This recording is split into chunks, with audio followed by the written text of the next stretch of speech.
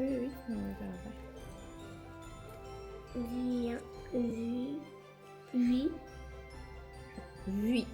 oui, Éteins la lumière de l'entrée, Lizzie, s'il te plaît. dans, saut,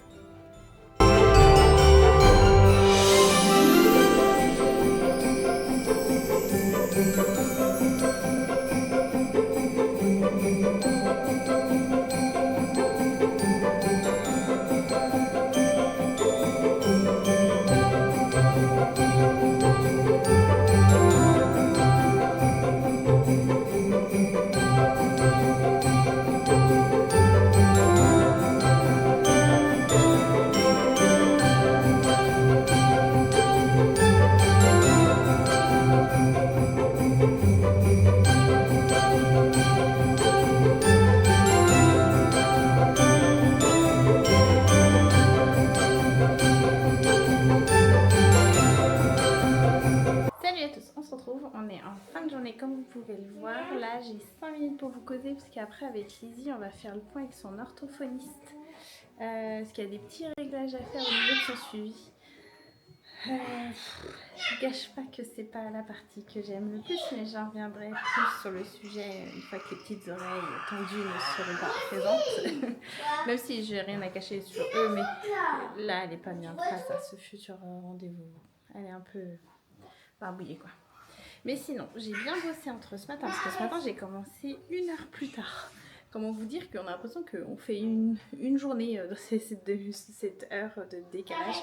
Donc j'ai pu préparer le dîner. Donc le dîner ce soir, ce sera le velouté de butternut. Non mais joue Rosie, t'inquiète pas.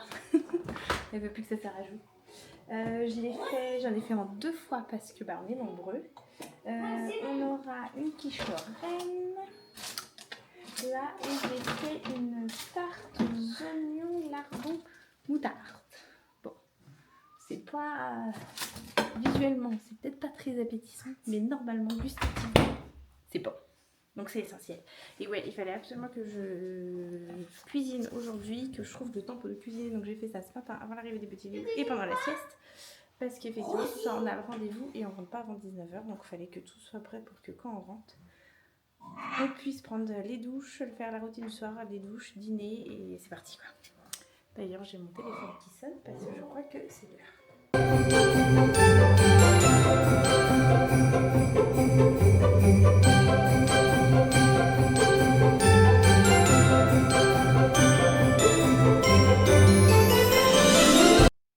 Coucou à tous, on se retrouve et oui, comme vous pouvez constater, je n'ai pas le même pull. Parce qu'on n'est pas le même jour. Je vous ai fait un début de vlog de mardi. Et là, je vous reprends, on est mercredi soir. Il est quasiment 20h. On va pas tarder à dîner. Teddy, lui, fait de la mécanique encore ce soir. Donc, on va pas l'attendre pour dîner. Là, j'attends juste que tous les enfants ils aient pris leur douche. Wendy, elle va rentrer beaucoup plus tard parce qu'elle a gym.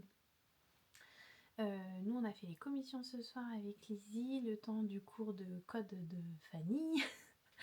C'est un jonglage permanent.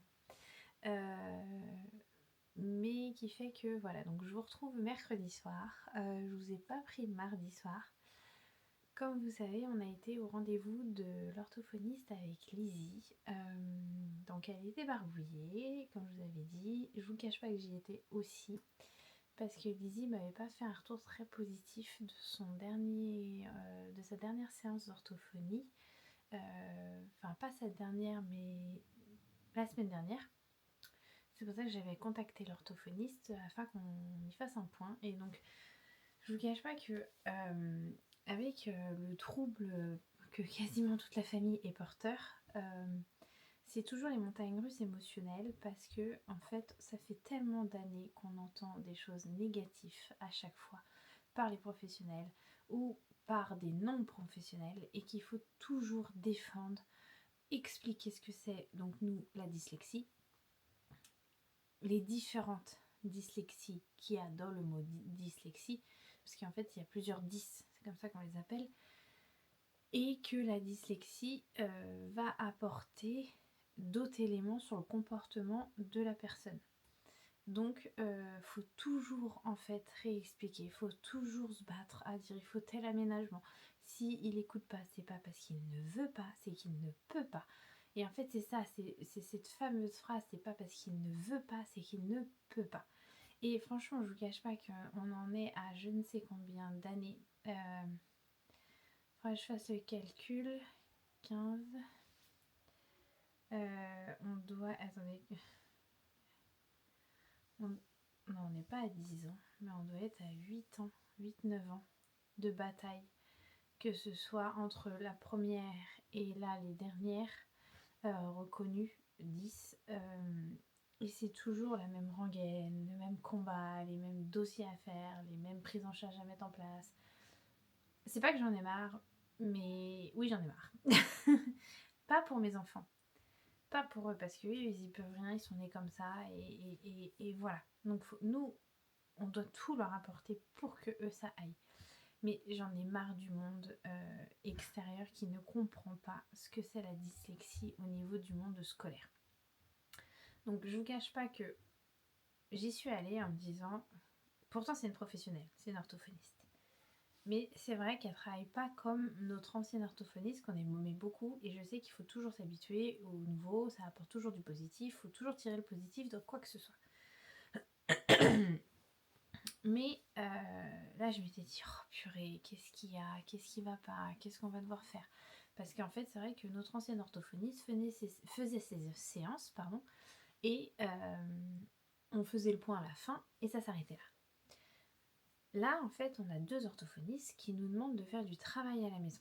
Donc il a fallu aussi faire comprendre aux orthophonistes comme faire comprendre aux enseignantes, parce que c'est pour 2 enfants concernés, donc on a 2 orthophonistes, 2 enseignantes à chaque fois, et 2 enfants au milieu. Donc vous voyez, la montagne émotionnelle qu'il faut gérer, chaque tempérament de chaque enfant et chaque public différent qu'on a en face.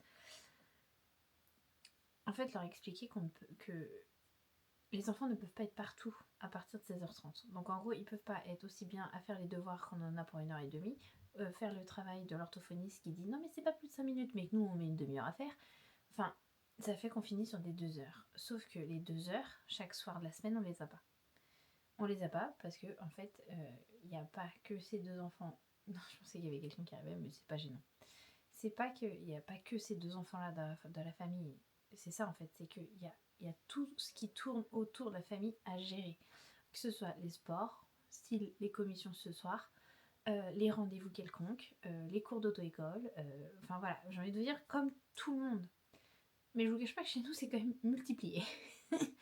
Donc ça fait que il faut arriver à faire comprendre aussi à tout ce monde-là de dire je veux aider mon enfant, mais en même temps, j'ai pas non plus 2 heures tous les soirs à consacrer à cet enfant. Voilà, parce qu'il y a l'autre aussi qui va demander 2 heures, et il y a des ados qui vont demander tant de temps, et il y a tel rendez-vous qui va prendre tant de temps, et arrive à un moment quand je finis, on va dire, allez, à 17h15, jusqu'à 22h que je me couche, je peux pas rentrer tout ça. Et mes enfants, ils se couchent à 21h, donc on ne peut pas rentrer tout ça dedans. Donc c'est vrai que c'est toujours une bataille, et ils ont tous leurs arguments. Et je les entends, mais on est là en mode mais on peut pas, mais on veut bien, mais voilà. Donc en fait, je vous cache pas que c'était émotionnellement parlant, j'avais un peu de mal, et en fait finalement, c'était vraiment, je me suis fait un monde pour rien, mais il vaut mieux ça dans ce sens-là. Et finalement, donc c'est bon. Oui. Est-ce que Lizzie a fait 2 poivrons? Oui, si tu veux. Parce que toi, tu vas en manger beaucoup des poivrons. Oui. Ah, t'as une écran? Ouais, je tente. Ouais, Rosie vous fait constater que j'ai tenté de mettre le micro, voir si la qualité de son sera meilleure. Merci, Rosie. Bon, voilà. Donc elles sont trop mignonnes, vous voyez. Elles me demandent de savoir si elles font 1 ou 2 poivrons pour couper en lamelles ce soir pour le dîner. Elles sont trop mignonnes. Et donc je vous disais que... oh bah je sais plus. Voilà, je suis fatiguée. Donc je sais plus. Que non, finalement, voilà. Pour Lizzie, ça ira. On est même d'accord sur la direction à aller pour Lizzie pour l'année prochaine. Nous, on voulait un établissement privé parce que l'établissement public du secteur, ça va pas. Et on a fait déjà l'expérience par le passé pour d'autres enfants et ça va pas du tout. ce que l'équipe éducative nous propose, c'est inenvisageable de mon côté. Donc en fait, il nous reste l'établissement privé. Et l'orthophoniste, alléluia, me confirmait qu'elle voyait très bien Lizzie dans cet établissement et dans cette 6e, enfin c'est pas spécialisé, mais un petit peu adapté pour tous les enfants qui ont des petits détails à régler. Voilà. Donc elle la voit vraiment là-dedans et elle voulait savoir ce qu'on en pensait et là j'étais oh purée, enfin une qui comprend comment Lizzie fonctionne et comment nous on fonctionne et ce qu'on veut pour nos enfants futurs. Voilà, pas elle a tel pourcentage de réussite donc faut qu'elle aille dans tel établissement.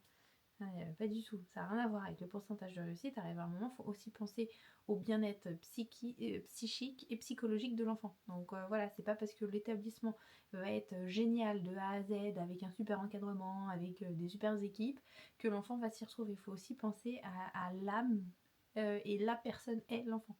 Donc voilà, donc nous c'était vraiment ça qui prône en premier abord quand on choisit un établissement, c'est qu'il faut que notre enfant garde sa joie de vivre, sa personnalité et qu'il soit pas mal à l'aise d'être là malgré qu'il y ait des super aménagements. Voilà, donc et après c'est vrai que on a de la chance, c'est qu'autour de nous on a quand même des établissements, oui c'est que du privé, donc ça veut dire que nous c'est quand même un coût financier mine de rien, parce que là cette année ils sont 3 dans le privé, donc l'année prochaine ils seront 4, mais on va le faire, on travaillera plus et on pourra l'offrir à nos enfants et qui fait que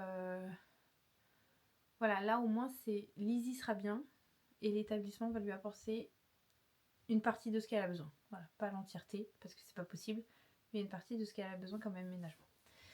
Donc voilà, tout ça pour ça. Donc je vous cache pas qu'hier soir, émotionnellement parlant, j'étais raplapla, il n'y avait plus personne parce que ces rendez-vous-là, c'est énergivore pour moi, pour Lizzie et pour nous en fait avec notre trouble aussi, ça fait que c'est vraiment une concentration de mots qui sont dits, mais c'est vrai qu'un jour si ça vous dit je pourrais vous en expliquer un peu plus. Et ce qui est très rigolo, c'est que je suis sortie de l'orthophoniste avec un contact d'une élève qui fait un mémoire sur la dyslexie chez les adultes et que même l'orthophoniste de Lizzie était très surprise de ma manière d'écrire quand je lui envoie des SMS, parce qu'on communique par SMS, elle est moderne, sur le mouvement qu'il y a dans la fratrie face à tout ça. Enfin, elle était hyper curieuse de comprendre comment, parce que finalement comment on fonctionnait, mais comme tout le monde, j'ai envie de vous dire, on n'est pas des extraterrestres, rien du tout, et puis je veux pas que ça soit une étiquette collée à nous non plus, donc c'est vraiment ma grande bataille. Mais en fait, c'est la première fois qu'elle voyait une enfant pour qui être dyslexique, c'est tout à fait normal. Et qu'elle ne sait pas ce que c'est la dite normalité, en fait. Parce que Lizzie baigne dans un monde de dyslexie à la maison parce que, en fait, les frères et sœurs sont porteurs. Enfin, une partie des frères et sœurs, une grande partie des frères et sœurs sont porteurs. Donc elle a toujours connu ce que c'était les aménagements, les sous-mains, les adaptations au niveau scolaire, les ordinateurs. Elle a toujours connu ça. Donc finalement, elle, c'est ce qui faisait vraiment, ce qui a remarqué l'orthophoniste, c'est c'est tellement normal pour elle, c'est comme ça limite pour tout le monde. Donc elle sait pas, comme dirait l'autre, qu'il y a une dite normalité à côté et que le monde tourne autour et est créé autour de cette normalité. Et que le monde tourne pas autour de tous les porteurs de troubles en fait. Donc voilà. Donc c'était assez rigolo et donc on est reparti avec un contact d'une petite jeune pour l'aider à faire son mémoire sur ce que c'est la dyslexie. Enfin, faut que je le lise vraiment profondément l'article, mais si vous voulez, je vous partagerai ce qu'il en est. Et en gros, je crois avoir compris que c'est peut-être qu'est-ce que c'est la dyslexie pour un adulte et peut-être les aménagements ou comment il est devenu à l'heure actuelle avec ça, adulte, comment il s'en est dépatouillé dans son monde, dans le monde des adultes. Donc voilà. Donc je vous cache pas que voilà, hier, j'avais pas envie de faire de montage. Franchement, je me suis couchée, j'ai ouvert le PC et c'est pas une overdose, mais si, franchement, j'avais une overdose. J'ai un trop plein de montage, un trop plein de parler, un trop plein de visuellement d'images. Et je me suis juste posée et voilà, et je me suis détendue à regarder finalement une vidéo, même malgré que j'avais du mal avec les images, mais ça m'a bercée et je me suis endormie. Voilà, tout simplement. Donc voilà, donc c'est pour ça qu'aujourd'hui même, il n'y a pas eu de vlog et j'en suis désolée, j'ai fait une rupture dans le vlogmas par rapport à ça. J'ai pas été fidèle, il manque un jour. Je peux pas vous le rattraper parce que je peux le rattraper après, plus tard, c'est pas gênant. Mais voilà, dans la continuité, il manquera quand même ce jour-là. Mais ça n'empêche que je vous marquerai Vlogmas 10 sur celui-là que vous êtes en train de visionner. Ça sera celui-là comme ça que je vais le nommer. Je vais éviter de mettre Vlogmas 11. Pour moi, ça n'a pas de sens, même si c'est comme ça que ça devrait fonctionner. Donc voilà, donc je tenais à m'excuser et m'expliquer aussi de la raison de cette absence. Voilà.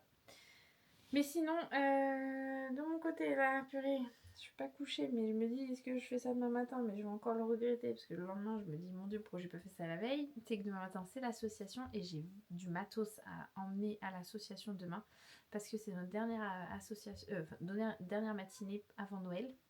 Et on voulait faire un truc super fun avec les petits, mais je pense que je vous en parlerai dans le prochain vlog. Ça fera du contenu. Bon allez, je vous dis, et à demain, parce que normalement demain je devrais être en forme. Voilà.